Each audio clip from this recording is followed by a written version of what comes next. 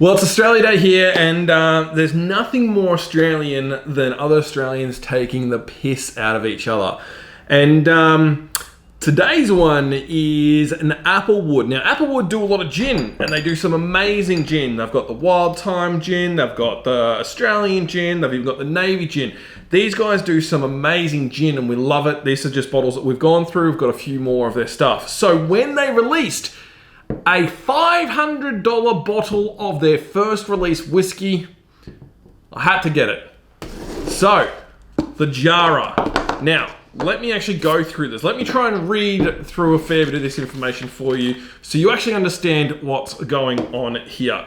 Now, first off, this is 100% aged for 4 years in Jara wood. Now, Jara wood is like our Australian hard wood, that really hard to actually keep fluids in. It will break all the time. They get a little bit of whiskey loss and stuff like that. So it's not an easy wood to work with. And this is the first release that I can see. I know there are some other distilleries out there about to release them, but I believe this is the first one that actually has been released. So there's only 100 bottles. This is bottle number 45. This was 500 mils. And it was $500. So $1 a mil.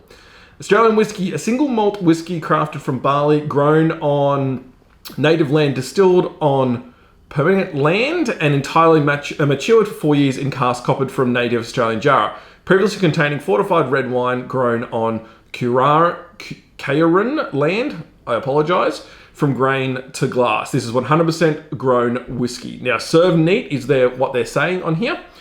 Set a high in the pristine Adelaide Hills, an old industrial cold store built in the early 1920s. Applewood Distillery spirits are handcrafted to reflect the sites and soils we belong to for the lifestyle and culture we enjoy in Australia. Now, I have really high hopes for this. One, because this is their first release. Two, $500 fucking dollars for a first release whiskey. Now, that is insane. They have some really great gin, so the quality of the spirit is always good. Now, do they do the same thing with the actual whiskey? This is a 51.5% distilled and bottled in South Australia. So, they've got a couple little different things here. The cool thing is on their website, have a look at it. Just type in Applewood Distillery Jara because they don't actually have it on their website. It's really hard to find.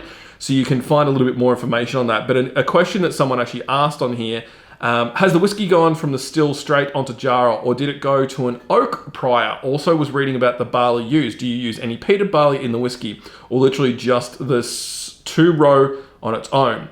Hi Mark, thanks for reaching out. Our whiskey question. Absolutely zero oak was used, so it's, as I said, 100% Jara. The only wood used to mature the whiskey was Jara, and definitely no peated barley. If any smoky flavours were picked up, flavour-wise, that's all Jara.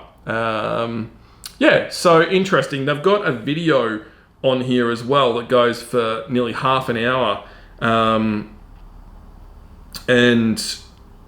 it's had 281 views on that. It's 19 minutes, so I might put a link. Actually, I'll put a link right up here for you.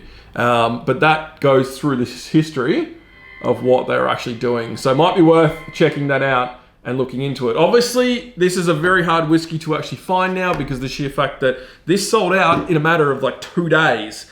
Now, I don't know what that says about the Australian whiskey collectors and drinkers out here. I have not seen one person post about this. I've not seen one person open this. There's no YouTube reviews. There's nothing online that I can see. So who knows where this has gone to. So a little note in here, let's have a quick read through. We've always committed to crafting spirits, the champion flavours that are native to Australia. Nothing is as grounding and inspirational than our own backyard. This ancient country. Australia has a richer history of crafting wine in native timber than it does with imported oak, and an approximately 100-year history in using native timber vessels surpasses our attempts with oak by over 5 decades. Whatever comes of this project, it should express the people who dedicated lives to belonging to the land, being part of it. 100% of all flavour in this whiskey, indeed the liquor itself, was born of Australian soil, some of the most ancient soil on planet Earth. Old growth Jara trees were milled in the mid of late 1800s and coppered into a vat which held port for 80 plus years prior to it being coppered down again to 100 litre casks. The port which seasoned the cask, now called Australian Fortified, was crafted from grapes grown in the Barossa and fortified using spirit grown, fermented and distilled in the Barossa. Liquid itself is born from barley sourced from the mid-north in South Australia, home of some of the highest quality barley in the world, mashed, fermented and distilled at Applewood. It then laid to the rest for 4 years, and after all that time, only 100 bottles were produced. It seems almost insignificant, the amount we ended up with, but this was never about the volume. This was about artistic at best. A thought-provoking spirit that hopefully inspires us to be proud of where we come from, the land we belong to, and reevaluate our story henceforward. Jara, a whiskey from the land we belong to. And then you can scan that QR code to watch the video. So let's actually get into this. I haven't had any of this yet. This is all new for me. The cork, unfortunately, is already dropping some wood, so that's not great. There we go. Not too sure if you can see that, but that's already going on to the actual thing, so that's not great. All right, let's give it a little bit. So it's very light in color. Nice straw color. Nose on it is... I'm definitely getting that. I'm getting more of a white wine. Nothing peated like what that gentleman was saying on the questions. Okay, let's give it a go.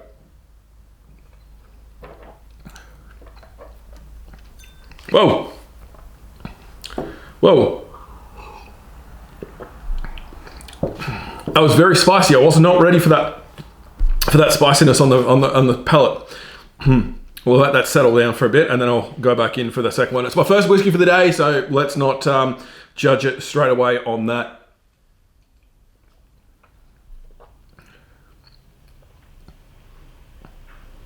Man, it is definitely very spicy. It's not overly complex. Definitely has a different wood flavoring coming through. It's more like how do I explain that? Probably more of a nut kind of flavoring, like something you pick off the ground. Man, that just burns the tongue. It takes up that tongue a lot. I'm going to just try and bring that down a little bit. It's at 55, did it say? Let's try and see if I can mellow it out a little bit. As I said, this is their first whiskies, so maybe they, might need a little bit of water to see how it goes. Okay, so opens up a little bit more fruit. Definitely... I'm trying to find what kind of wood that would be. That's I don't know. Obviously, I've never smelt Jarrah wood. It's obviously Jarrah wood, but I'm trying to nose it as something that I've actually had before, but I can't. Ooh. Okay. So a tad bit of water takes away that spiciness. I think it's too hot of a whiskey. It's one of those ones that I think you need to have the water next to it to actually balance it out a little bit.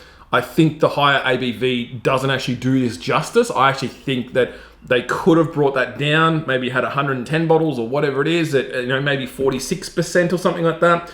But at 51, that higher ABV is just, I believe it's not doing it justice enough. They've obviously made it to the way that they like whiskey and the flavor profile that they like, but I think that for me, that one is definitely one of the ones you need a couple of drops of water to really balance it out and really enjoy it from there. But I will admit, first off, not an enjoyable whiskey. And I will admit, I actually didn't pay the full amount for this. I actually went in with some mates and we all bought it together. So luckily, I've got a few people that are about to try it as well. But for me, if I bought that for $500, I'd be very disappointed. But now adding a couple of drops of water in there, opening up a little bit, you can see that balance in there. Is it worth it? For me, it's worth trying for the price that I've paid because we haven't paid the full bottle, if you get what I'm trying to talk about there.